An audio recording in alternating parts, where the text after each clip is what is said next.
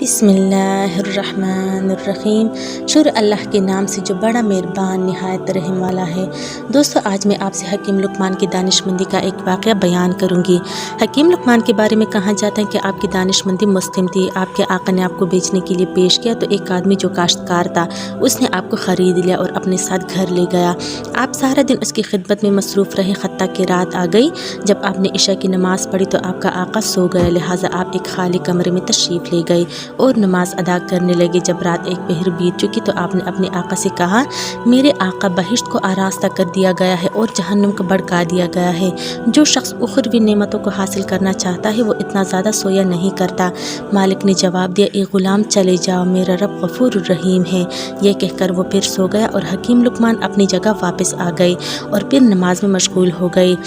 جب رات کا دوسرا پہر بھی گزر گیا تو وہ پھر اپنے آقا کے پاس آئے اور اس کو ہلا کر کہنے لگے، میرے آقا، جو وقت گزر گیا وہ تو گزر گیا، ابھی اٹھ جائیے اور باقی وقت میں رب کی نعمت طلب کر لو اور آخرت کے لیے کچھ سامان تیار کر لو، چونکہ تھوڑی ہی دیر بعد تجھے آخرت کے سفر پہ روانہ ہونا ہے۔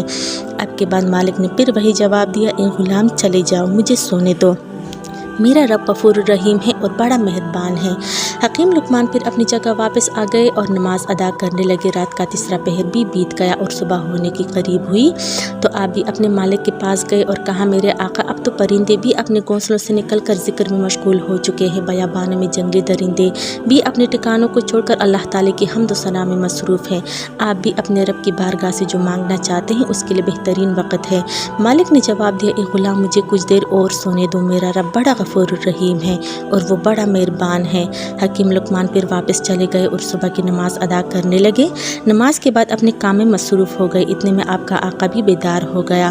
اس نے آپ کو 10 کلو جو دیا اور کہا کہ جاؤ اور ان کو زمین کاشت کر دو۔ حکیم لقمان وہ جو لے کر اپنے پڑوسی کے پاس گئے اور جو اس کو دے دیا اور اس کے بدلے میں اس سے باجرہ لے لیا اور زمین باجرہ کاشت کر دیا۔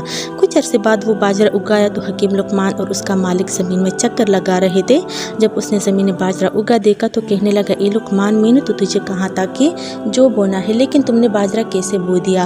حکیم لقمان نے کہا، میرے آقا، میرا رب بڑا غفور الرحیم ہے، وہ ضرور اس میں سے جو اگا دے گا۔ مالک نے کہا، تو نے درست کہا ہے، لیکن جب تو زمین باجرہ بوئے گا تو پھر اس میں سے جو کیسے نکلے گا؟ اس پر حکیم لقمان نے فرمایا، بالکل اسی طرح میرے آقا، جب آپ غافلوں کی طرح پڑے سوتے رہیں گے تو صالحین کے درجات کو کیسے پا سکیں گے اور قیامت کے دن اللہ تعالیٰ سے بخشش کیسے طلب کریں گے؟